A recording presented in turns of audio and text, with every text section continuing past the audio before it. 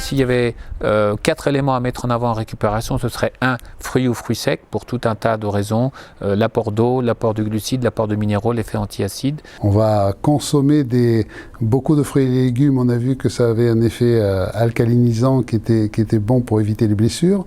On a vu également que c'était protecteur contre le vieillissement, donc vous savez que les sportifs qui ne se protègent pas peuvent vieillir un petit peu plus vite. 2, un apport de protéines bien toléré, sous-entendu qui n'occasionne pas de désagréments digestifs ou autres. Il faut avoir une approche protéique très classique, c'est-à-dire bien mélanger ces protéines d'origine animale et d'origine végétale, à 50% l'un, 50% l'autre. Donc ça pourrait être un laitage soit sous forme de yaourt à boire, soit sous forme de fromage ou de fromage frais. Il y a souvent des idées préconçues sur les produits laitiers. Ce sont des aliments intéressants qui sont parfois un peu moins bien tolérés par certains, donc il faut être prudent et avoir une approche individualisée. Nous préconisons surtout les produits laitiers d'origine fermentée, qui sont relativement beaucoup mieux tolérés que les produits liquides. Ça peut être même étendu à un autre apport protéique sous forme de jambon ou de poisson ou d'œufs comme on le fait dans l'équipe. Troisièmement, un apport de produits céréaliers parce que ça renforce l'apport énergétique et ça amène beaucoup de vitamines et de minéraux. Il faut penser beaucoup aux éléments venant des céréales complètes, aux éléments venant des légumineuses qui sont souvent oubliés.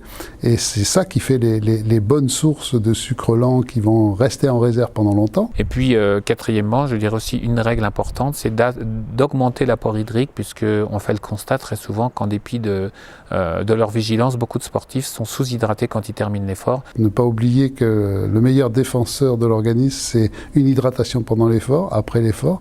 Ne pas oublier de sucrer sa boisson d'hydratation, c'est très important pour se défendre contre les infections. L'hydratation joue un rôle essentiel puisque moins on est hydraté, plus les molécules qui sont présentes dans notre corps sont concentrées et plus elles risquent de précipiter, de former des microcalculs et donc de contrarier la récupération. Et puis, dans le modèle santé idéal, c'est le modèle crétois, vous savez, prendre un verre de vin au moment où on a la possibilité de pouvoir fêter une victoire et tout ça, c'est pas interdit dans le modèle santé, même pour les sportifs. Il faut pas abuser de l'alcool, mais pouvoir boire un bon verre de vin de qualité, ça contient des polyphénols qui sont très intéressants, ne pas hésiter aussi. Et dernier point, ça sera bien sûr, on a déjà insisté dessus, ce sont la qualité des huiles d'assaisonnement.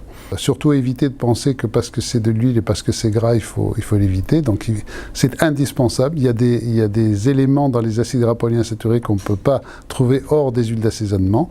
On préconise surtout celles qui sont riches en oméga 3, comme l'huile de colza, l'huile de noix ou l'huile de cameline.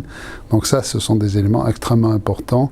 Et surtout, ça permet de s'obliger un peu à avoir de l'assaisonnement de quoi? Des salades, des crudités qui sont souvent trop peu consommées dans l'équilibre alimentaire.